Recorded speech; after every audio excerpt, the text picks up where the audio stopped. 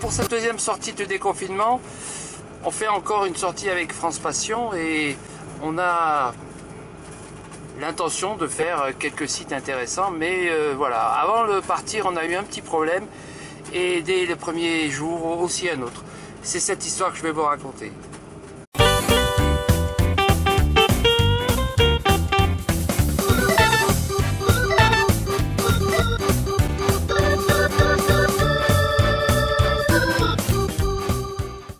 Et voici notre première galère. Le matin de notre départ, le camping-car étant prêt, rangé dans le hangar, on s'aperçoit que le portail que vous voyez ici a été forcé, enfoncé, et il semble que, en sautant par-dessus le mur, une personne a essayé de le voler.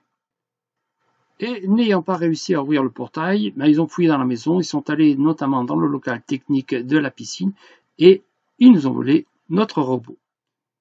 Bon, évidemment, on n'était pas très content, mais il a fallu quand même se décider à partir. Après quelques heures de déclaration, de constat avec la gendarmerie, on reprend la route. Oui, mais voilà, dès le deuxième jour, deuxième galère. Ben voilà des lignes téléphoniques que vous allez regarder différemment quand vous verrez la suite. Alors celles-ci, elles traversent la route, mais des fois, elles ne traversent pas la route, et pourtant, elles sont dangereuses. Nous sommes maintenant en montagne sur une route étroite. La ligne téléphonique que vous voyez ici longe la paroi. Et la route étant étroite, lorsque on croise des véhicules, évidemment, il faut se serrer.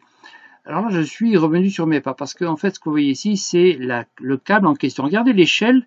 La voiture qui passe vous donne la hauteur du câble qui est très bas. Je vous montre ici la hauteur qui est environ de 2 mètres.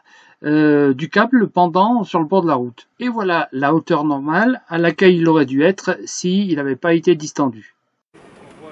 Voici maintenant sur la route dans le sens normal dans lequel l'incident est arrivé.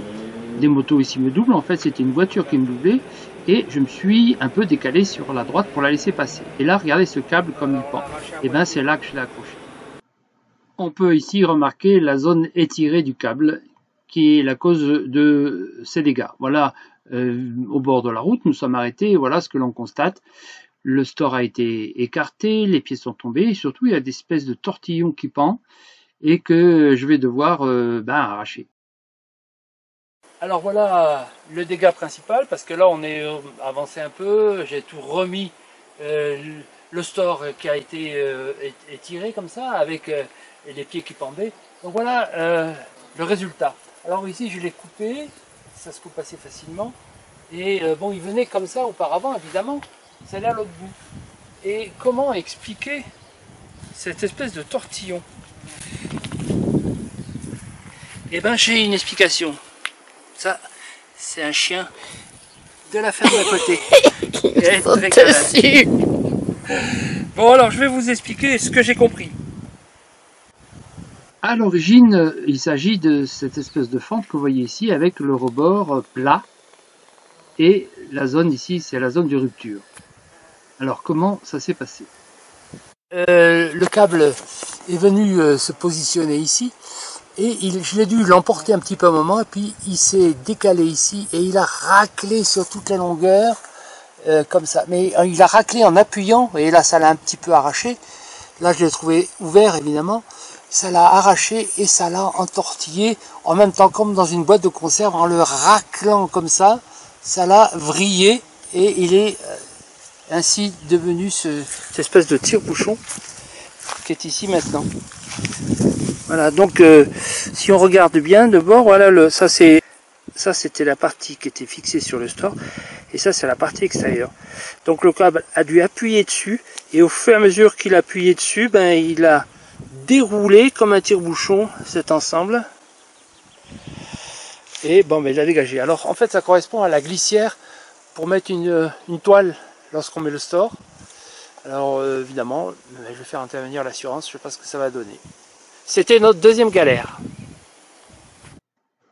Enfin, troisième et dernière galère. Le voyant, voilà, faire contrôler. Bon, on va contrôler soi-même. On va sortir la valise OBD. Voilà. Eh bien, petite galère supplémentaire, le voyant s'est allumé et donc grâce à mon scanner, j'ai pu l'éteindre. Maintenant, il est éteint. Je vais vérifier. Voilà. Tout est OK. Je vais pouvoir enlever le scanner. Bon, je sais pas, peut-être que c'est encore un problème de gasoil de mauvaise qualité ou lié à l'optimisation. Bon, en tous les cas, grâce au scanner que j'ai, ça me dépanne tout de suite. Ça prend 2 minutes. Et ben voilà, on est quand même parti malgré ces petits soucis. Ça ne nous a pas empêché de profiter du parc national des Causes-Cévennes. Et on vous présentera d'ailleurs ce périple dans le prochain vlog, la semaine prochaine. Et on vous fera participer à nos découvertes dans ce parc national des Causes-Cévennes. Et les semaines suivantes, je prépare d'autres tutos sur l'installation de l'électrovanne pour la vidange des eaux usées sans passer dessous, ou même pour les eaux propres, parce que le problème est le même pour moi. Et bien je vous dis à bientôt. Bye bye. Et n'oubliez pas que pour faire vivre cette chaîne, il nous faut des abonnés. Alors n'oubliez pas de le faire et de cliquer sur la petite cloche pour recevoir les notifications. À très bientôt.